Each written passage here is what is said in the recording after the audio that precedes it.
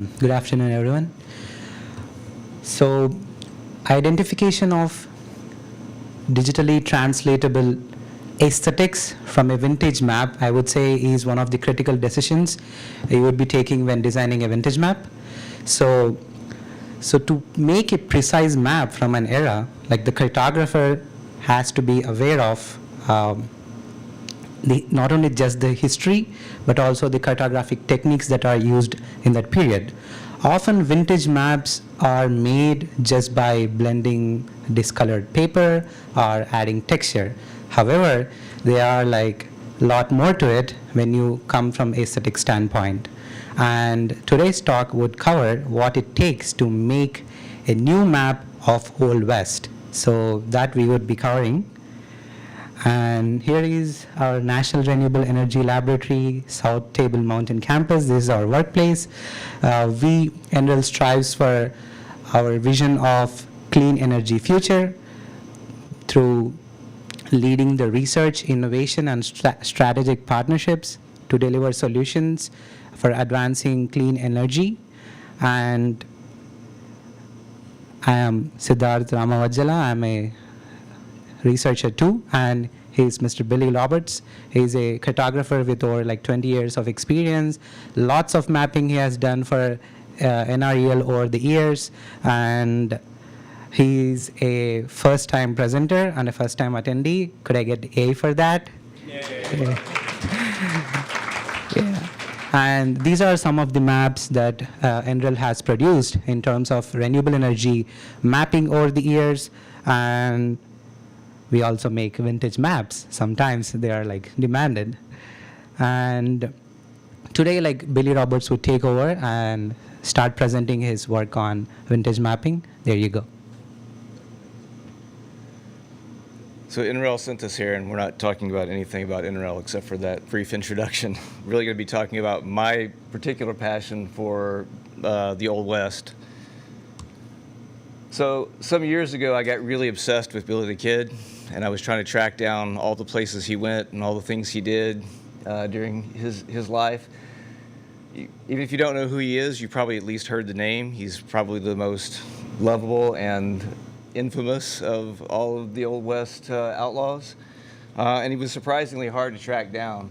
So in my obsession, I started building a map because I couldn't find any maps out there at all.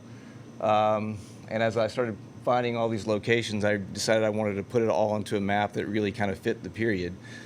I'm a collector of old maps, real vintage maps, but I'd never really tried making one from this period. So I set out to find as many as I could, particularly from the era that he lived, which was the late 1800s, mid to late 1800s.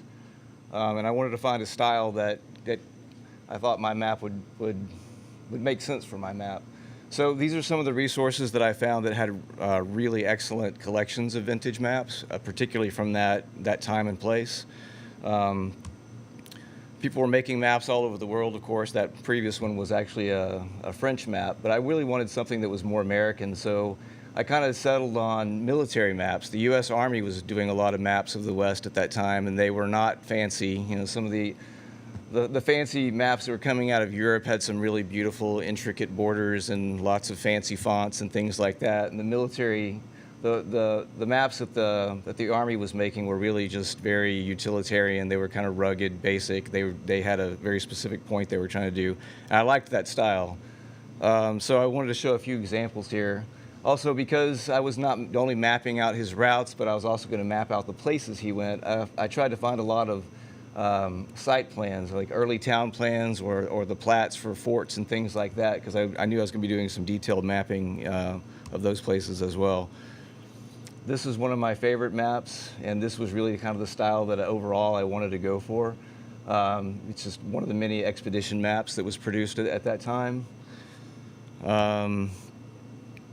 This is another one, and it may seem obvious. It wasn't to me at the time, but looking back in hindsight, it may seem obvious. But really paying attention to what was on these maps and what was not on these maps was important for making a map that was believable as being a map from this time period. So like some of the things that were pretty neat about these is how often they would write like unexplored. Like they're whole regions of this New Mexico territory map that nobody had ever mapped out. So they just wrote on there, you know, unexplored, which I thought was pretty cool. There were also some atlas maps that were pretty good, that were interesting and necessary for kind of guiding how I styled my maps.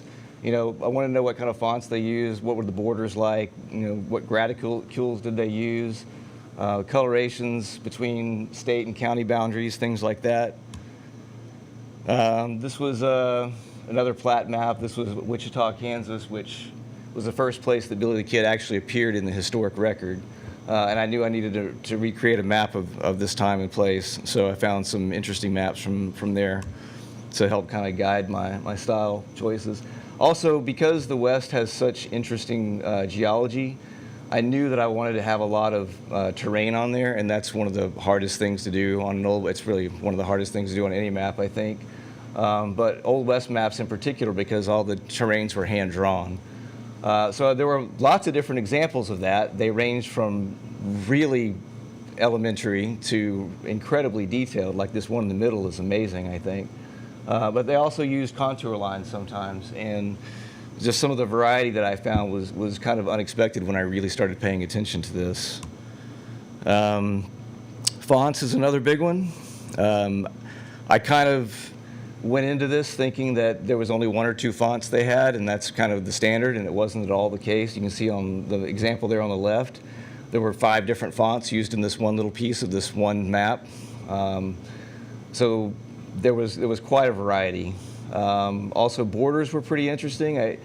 Modern maps, I feel like typically we just use solid lines between states and boundaries, but on the old maps, they almost never did that. It was almost always some kind of a dash pattern with these shaded edges. And I also needed to figure out how did they do it along rivers and mountain ridges and things like that, because that was really important. And how do you keep it legible? Or how did they keep it legible? Again, some of the stylings, I particularly liked the edges on these, and the neat lines and the gradicules, symbols for pueblos, towns, big cities versus small towns, things like that. So another really important thing that I guess I never really thought about before until I attempted this was modern maps tend to be pretty colorful and very, very legible, as this National Geographic map shows. But old maps tend to be neither. You know, they were often not very colorful and very, very hard to read. There's so many examples where I don't know, because it's really hard to find documentation on this, but it appears that they went in and drew all the rivers and the mountain features first, and then went back and labeled over them, and many times didn't make any attempt to try to erase what was underneath them. They just wrote the labels right on top of them. I'm not sure why that is, but it was extremely common. So anyway, that turned out to be a really important feature of making your map look like a believable old map. I should hurry up, huh? Paper is another one.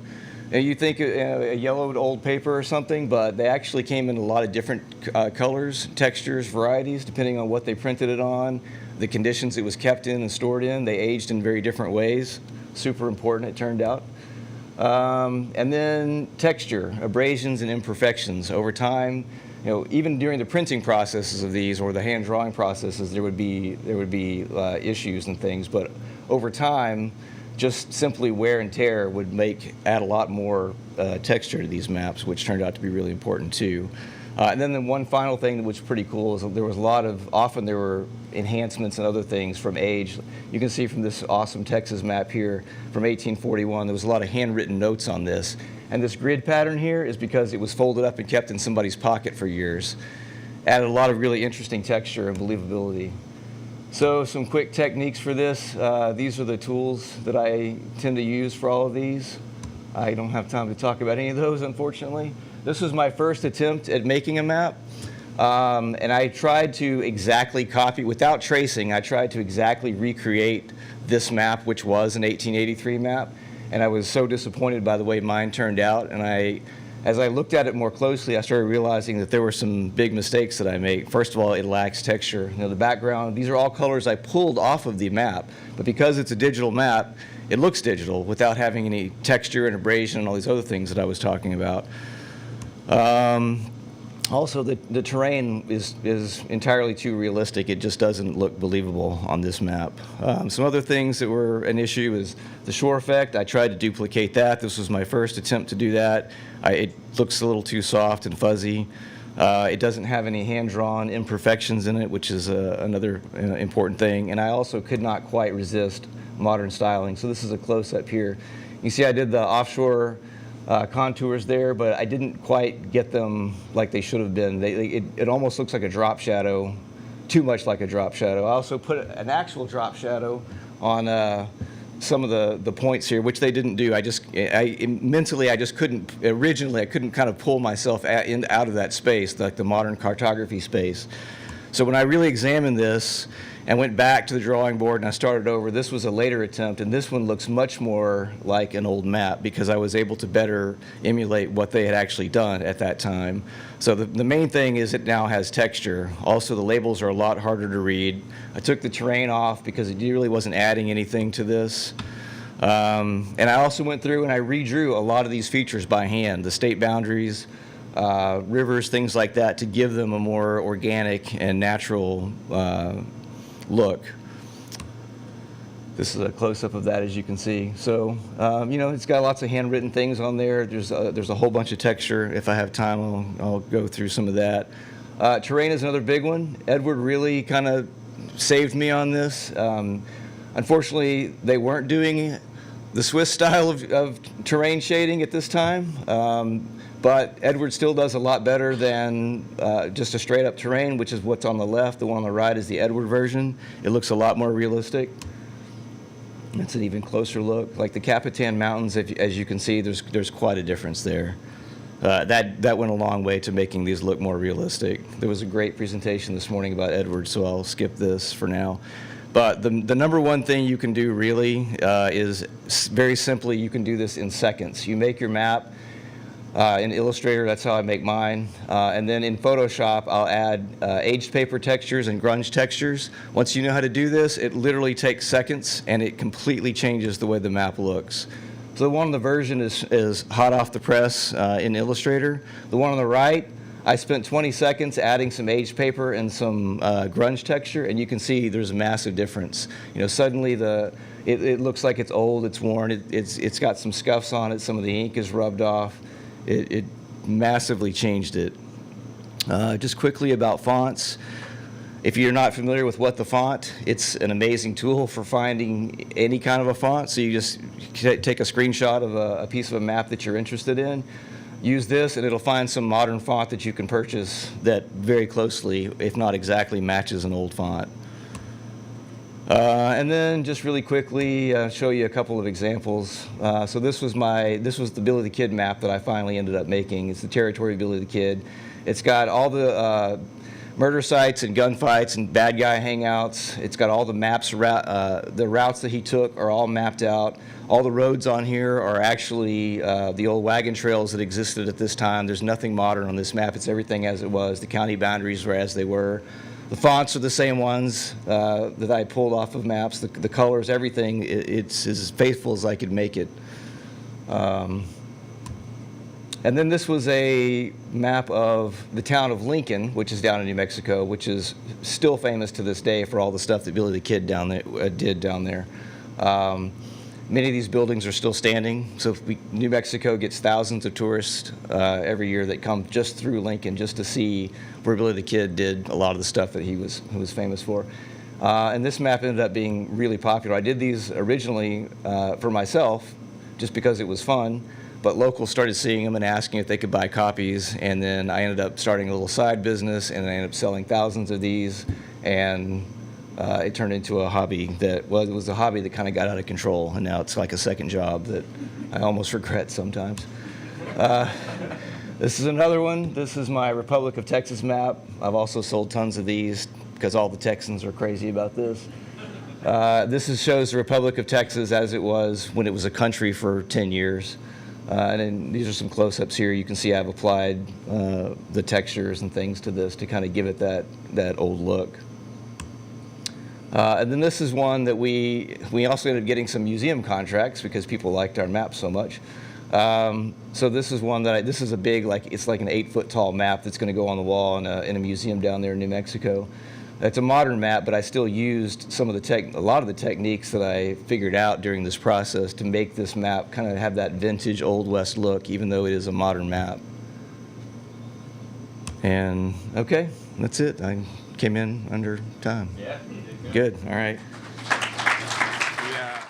My question is about kind of the other genre of Old West mapping. And for context, I'm a Montana cowgirl. I make hand-drawn maps for my tribe on our cultural history, so I'm totally nerding out with y'all.